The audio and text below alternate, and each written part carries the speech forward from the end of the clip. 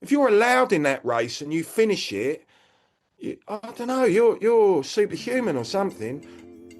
Welcome to 10-Minute Travels. With me, as always, is Shane Patrick. With me, as always, is Phil Freeman. Today, we're chatting with Simon Siggs, motorcycle rider, angel investor, hat wearer, and food truck entrepreneur. Let's get right to it, shall we? Are you still shooting photos? Not really, not so much anymore. A little bit. I got a friend gave me a film 35mm SLR. I sort of gave up when I met Barbara. We started, and just after COVID, moved out of London, moved to the seaside. Got so busy with the food, I kind of lost interest. But the last 6 months, got the 35mm out and enjoying taking random experimental pictures.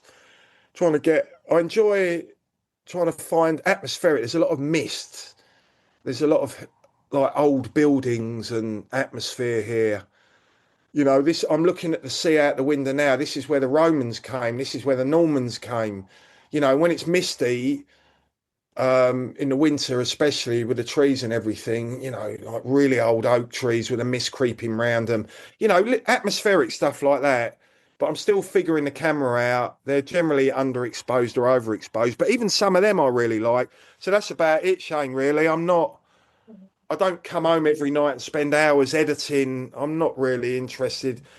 Photoshop have pissed me off, the way they charge now. And I don't know, there's something about getting a crap photo from the lab on a 35mm thing. I know it's trendy now, but I don't care about that. I'm sort of coming back into it a little bit more with that.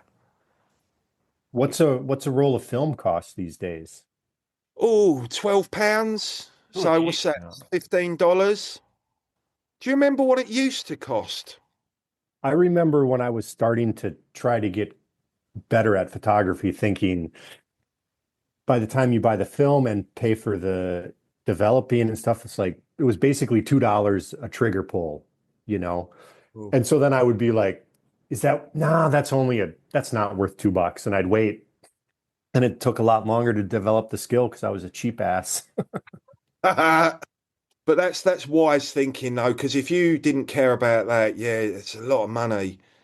It's a lot Well, of and you used to have to like take notes on what your settings were and all of that stuff. And then 3 weeks later, you'd get the pictures back. And now where you can just look at the back of the Dealy Bob or tell your robot to make up the picture you want to get, uh, it's all uh, changed. yeah. I mean, good luck to them, and that's something else really. But I'm not. I'm not. I mean, I don't know. 10 years ago, I would have been doing that, and I was. But I'm just not interested now, really. Go to the Isle of Man, see the bikes. I'd always try and capture that rider, try and get that perfect shot where everything's out of focus behind him.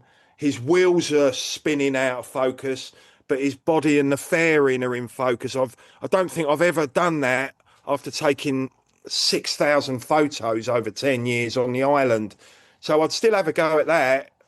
Um, Still mildly interested if I see a character. If I see someone that I find interesting, I'll always try and get their portrait.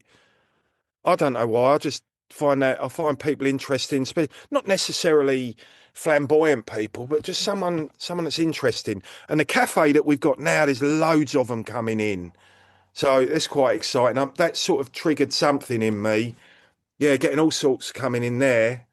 So yeah, um might get back into that portrait wise. Yeah, yeah. Hey, what's this Yeah, I deal? remember. Oh, go ahead. Go ahead, Phil. No, you go ahead. I was gonna say, do you remember, Simon, when we were, maybe it was day 2 on the Isle of Man, where we were craning our heads in a terrible spot, couldn't see, and though that gentleman said, "Come sit on the porch with us." Yeah. Remember that? You mean at the bridge? Mm-hmm. Yep. The bridge, yeah. Yeah, and those guys going over that bridge way too fast and Yeah. like in the air, looking back to see how close they were being chased. It was just phenomenal. Yeah, you wouldn't believe it possible if someone told you, would you, until you see it in the flesh.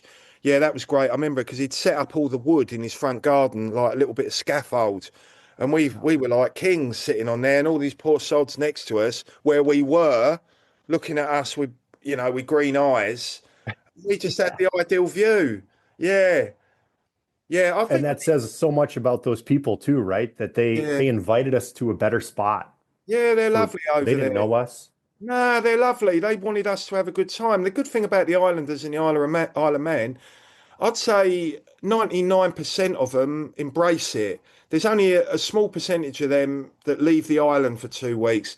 I talk to more people over there that love it and embrace it and want people to go there and have a great time. You don't get none of that bitterness or anger. We're all over the road. We're stopping, taking pictures. We're annoying them, but they love it. They just smile and wave. Yeah, they're great people. Yeah, and it is. I'll never get my head around how those blokes can do that on those bikes. I don't know how they do it. And when you talk to them, luckily you meet them over there, don't you?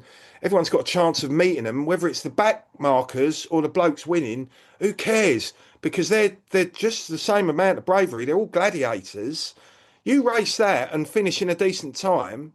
If you're allowed in that race and you finish it, I don't know, you're superhuman or something. But they're always calm and I don't know. I don't know what they've Yeah, got. it's We have a magical. Like the monkeys, they're the ones that blow my mind. Yeah. what is The a monkey? Yeah, there you go. sidecar riders are nicknamed monkeys because they got to crawl all over and um, lean way out to keep the bike from flipping over. But most of the time, they're like under the shell and they're counting. It's 7.5 seconds. I got to get my ass to the left side of this car carry or this carry car, or we're going to miss the corner and die.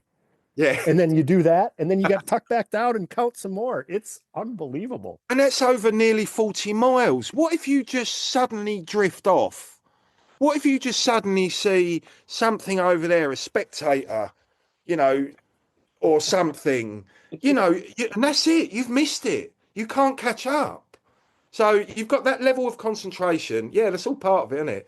And they say, do you remember that someone was telling us that these blokes, they piss blood for a week after that? I don't know how true that is, but that kind of says, yeah, They're good. They're giving it all they can, and at the edge of like human ability. yeah, Just the processing. Forget about the riding, just the decision making and what your brain deciding what your eyes really see. yeah. Um, That must take some training, but to train it, you might get killed. So would you get in one? Would you be the monkey? On not a race, but like just for a yeah, lap. I mean, I try new things. I would definitely give it a go. Yeah, just for the experience of it. But then there's the danger too that what if I like it? Oh, which I think you would. I think both of you would. And Well, I do have some control issues, so right, the you'd monkey rather might be ride. harder for me. Hmm. Yeah. Maybe we should do it. Can I come up then? We build one. Just go out on the tundra or something. Please? Sure, why not? Oh, thank you. Start finding the parts. You must have some old wrecks in a garage somewhere. Well, I can find a wrecked bike if I have to. That's for sure. That was Simon Siggs, motorcycle rider, angel investor, hat wearer, food truck entrepreneur. If you want to learn more about Simon or anything else that 10 Minute Travels does, please check out 10minutetravels.com. We want to remind you that your sense of humor matches your sense of adventure. And please like, subscribe, and share this podcast on all the platforms.